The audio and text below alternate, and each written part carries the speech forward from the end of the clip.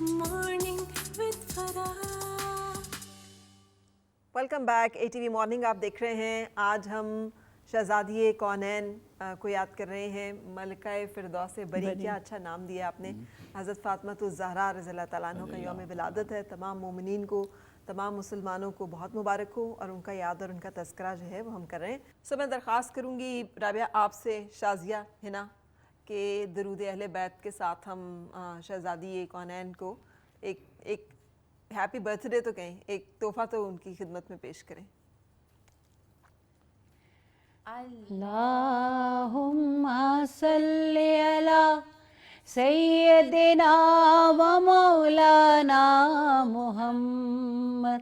اللہم صلی علی سیدنا و مولانا محمد وعلی سیدنا علی و سیدتنا فاطمہ و سیدتنا زینب و سیدنا حسن و سیدنا حسین وعلی آلہ وصحبہ وبارک وسلم وبارک وسلم. پیارے نبی کی ذات پر رب کا درود ہے, پیارے نبی کی ذات پر رب کا درود ہے. سرکار دو جہان پر سب کا درود ہے, سرکار دو جہان پر سب کا درود ہے. اللہم صلی علی سیدنا و مولانا محمد.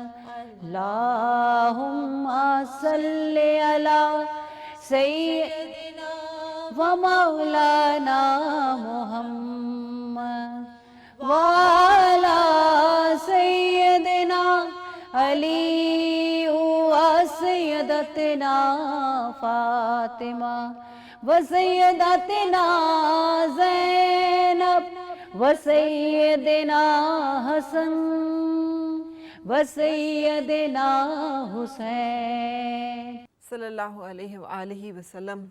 بالکل, اور یہ ہو نہیں سکتا کہ رسول پاک صلی اللہ علیہ وآلہ وسلم کی محبت ہو اور آپ کی آل کی جو محبت ہے وہ دل میں نہ ہو. یہ ممکن نہیں ہے کہ ہم آپ صلی اللہ علیہ وآلہ وسلم کی امتی ہونے کا تو دعویٰ کریں اور رویہ ہمارا جو ہے وہ ابو لہب والا ہو. کہ رسول اللہ تعالیٰ نے قرآن پاک میں وہ جو ایک آیت ہے کہ میں آپ سے اور کچھ نہیں مانگتا, کہہ دیجئے ان سے کہ میں اور کچھ نہیں مانگتا سوائے قرابت داری کے حق کے. کہ کم از کم لا اسألکم علیہ اجرا الا المودۃ فی القربہ. کہ آقا علیہ الصلوۃ والسلام کو تو اللہ پاک نے عطا کرنے والا, دینے والا بنایا تھا نا. جیسے کہ قرآن فرماتا ہے وَأَمَّا السَّائِلَ فَلَا تَنْهَرْ. آپ کی ذات کو اللہ کریم نے ہر قسم کے خزانے ظاہری باطنی عطا کیے, تو وہ حکم بھی ساتھ فرما دیا کہ سائل آئے تو اس کو نہ نہیں کرنی. تو سائل سمپل کہا, اس کے ساتھ کوئی قید نہیں کہ کس طرح کا سائل آ جائے, دنیا مانگنے والا آ جائے, آخرت مانگنے والا آ جائے. تو حضور سید عالم صلی اللہ علیہ وسلم کی بارگاہ سے ہر خیرات ملتی ہے.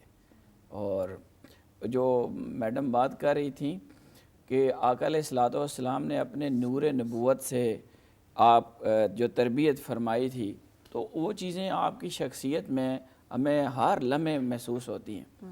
اور ایک بڑا خاص واقعہ جو مشہور ہے, اس کے مختلف پہلو ہیں, اگر کہیں تو میں بتاؤں. یہ کون سے واقعے کا ذکر کر رہے ہیں آپ؟ بہت سارے واقعات ہیں. سیدہ کی زندگی تو پوری اتنی واقعات سے بھری ہوئی ہے. وہ بڑا پرومیننٹ واقعہ ہے کہ سیدہ کائنات صلی اللہ علیہ السلام سلام اللہ علیہ, اس کو کٹ دیجیے, اس کو آپ کو بلایا گیا حضور کی بارگاہ میں. تو جب سیدہ عائشہ صدیقہ رضی اللہ تعالیٰ عنہ اس کی روایت کرنے والی ہیں, اور یہ بڑی عجیب بات ہے کہ جتنی بھی فضائل سیدہ فاطمہ سلام اللہ علیہا پر احادیث ہیں ان کی زیادہ تر روایت کرنے والی جناب سیدہ عائشہ صدیقہ رضی اللہ تعالیٰ. وہ فرماتی ہیں کہ ایک دفعہ ہم ساری ازواج مطہرات آقا علیہ السلام کے پاس موجود تھیں سب. تو حضور نے سیدہ پاک کو بلایا اور بلا کے کان کے اندر ایک بات کی، سرگوشی کی. جی. تو اس پر سیدہ رونے لگ پڑی. پھر آپ نے دوبارہ سرگوشی کی، آپ مسکرانے لگ پڑی. تو اس بات پر ہم بڑی حیران ہوئیں کہ آقا علیہ السلام کا یہ طریقہ نہیں تھا، آداب گفتگو کے خلاف ہے کہ بہت سارے لوگ بیٹھے ہوں تو دو بندے کان میں بات کریں.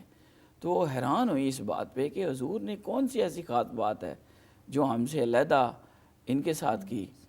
تو پھر انہوں نے پوچھا سیدہ سے، تو آپ نے کہا کہ حضور کا یہ میرے ساتھ ایک راز ہے. بہت ساری حدیث کو نچوڑ بیان کر رہا ہوں، میں وہ راز نہیں بتاؤں گی. جب حضور سید کائنات صلی اللہ علیہ وسلم تشریف لے گئے دنیا سے، وفات ہو گئی، پھر سیدہ عائشہ صدیقہ نے پوچھا کہ وہ بتائیں کہ کس بات پر آپ روئی تھیں، کس بات آپ مسکرائی تھیں.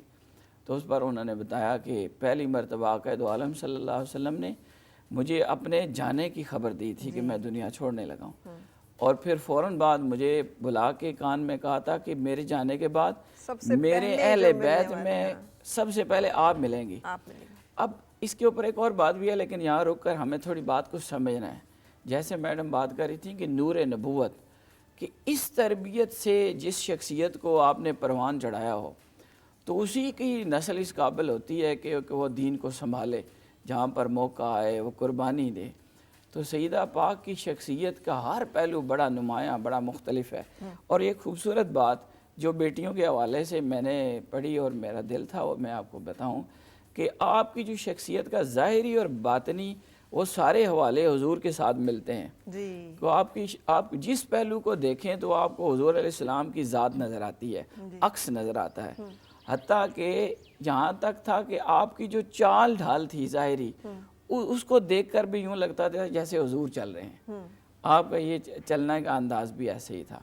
تو حضور علیہ السلام کی ذات کے ساتھ ایسا گہرا تعلق تھا کہ جو بے مثل و بے مثال ہے. بالکل. اور دونوں پہلو بڑے واضح ہیں. بالکل. اچھا راضیہ جی، یہ سارے واقعات، وقت گزرا، بیٹی نے باپ کی ساری وہ دیکھیں، سید الانبیاء کی تمام تکلیفیں، تمام صعوبتیں دیکھیں. پھر وہ وقت آیا جب آپ نے ام سلمہ رضی اللہ تعالیٰ عنہ سے یہ کہا کہ فاطمہ کے لیے اب فاطمہ کی شادی عقد کرنا ہے. بالکل. اور نکاح کے پیغامات آنا شروع ہوئے، اور کیا کیا پیغام نہیں آئے. حضرت عمر فاروق رضی اللہ تعالیٰ عنہ کو آیا، حضرت ابوبکر صدیق رضی اللہ تعالیٰ عنہ کیا رشتے کا پیغام آیا، لیکن آپ خاموش رہے. اور پھر جب مسلسل خاموشی رہی حضرت علی کرم اللہ وجہہ کی طرف سے، تو پھر خود بلا کے تو ان سے ان کو پیغام دیا. اور دیکھیے کتنی روایتیں ٹوٹ رہی ہیں یہاں پہ. آپ صلی اللہ علیہ وسلم خود حضرت علی کرم اللہ وجہہ کو بلا کر بیٹی کے رشتے کے بارے میں دریافت کر رہے ہیں کہ آپ کی رضامندی کے، کیونکہ حضرت علی کرم اللہ وجہہ کے بھی ولی جو ہیں وہ رسول پاک صلی اللہ علیہ وسلم ہی تھے. آپ ہی کے زیر کفالت، زیر تربیت حضرت علی کرم اللہ وجہہ رہے ہیں والد کی وفات کے بعد. اور یہاں تو یہ بھی ہم اس کے بارے میں بھی تھوڑی تفصیل میں جاننا چاہیں. اگر آپ اجازت دیں، جی. اس میں دو پہلو، آپ کی جو بات ہے وہ بڑی اہم ہے، لیکن جو میں نے پڑھا میں وہ عرض کرتا ہوں کہ جو صحابہ تھے، جو چاروں خلفاء تھے، ان کا آپس میں بڑا گہرا تعلق تھا.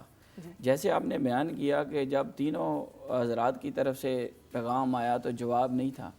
پھر خاموشی کا کچھ وقت گزرا تو حضرت عمر فاروق رضی اللہ تعالیٰ عنہ نے جناب حضرت علی کو کہا کہ آپ کا پیغام جانا چاہیے.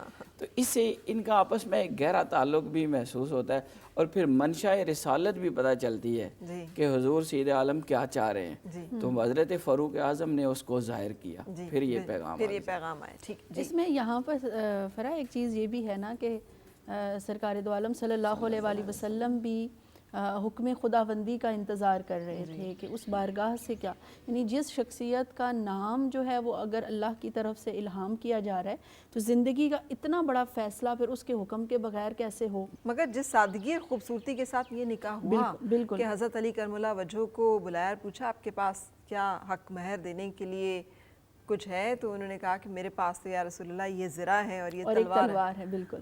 تو انہوں نے کہا کہ تلوار کی تو آپ کو ضرورت رہے گی، تو ذرا جو ہے وہ آپ گرہن رکھ دیجیے، ہاں فروخت کر دیں یا رکھ دیجیے تھوڑی دیر کے لیے، جو آپ نے فروخت کر دی ہے جیسے بھی، اور اس سے جو پیسے ملے اس سے خریدا گیا وہ سامان جو کہ آپ نے پھر ایک کپل کو زندگی گزارنے کے لیے چاہیے ہوتا ہے، جو جہیز کی بہت سارے لوگ روایت یہاں سے نکالتے ہیں، وہ پیسے حضرت علی کرم اللہ وجہہ نے اپنی ذرا بیچ کر پیش کیے، اور اس سے وہ کمبل اور پیالہ اور چکی اور گھر کی جو گزر بسر کی اشیاء وہ خریدی گئیں۔ حضرت ام سلمہ ہماری جو ہماری ماؤں میں سے ایک، انہوں نے یہ سارے جہیز کا ساز و سامان اکٹھا، کیونکہ حضرت علی کرم اللہ وجہہ جو ہیں ان کے ولی اور کفیل جو ہیں وہ بھی رسول پاک صلی اللہ علیہ وسلم ہی تھے، اور انتہائی سادگی کے ساتھ کتنے دینار میں 500 دینار یا بالکل 700 دینار کچھ ایسے ہی ذکر ملتا ہے، اس حق مہر کے ساتھ جو ہے، اس حق مہر کے ساتھ یہ عقد نکاح جو ہے یہ باندھا گیا، انتہائی سادگی کے ساتھ آپ جو ہے وہ رخصت ہو کر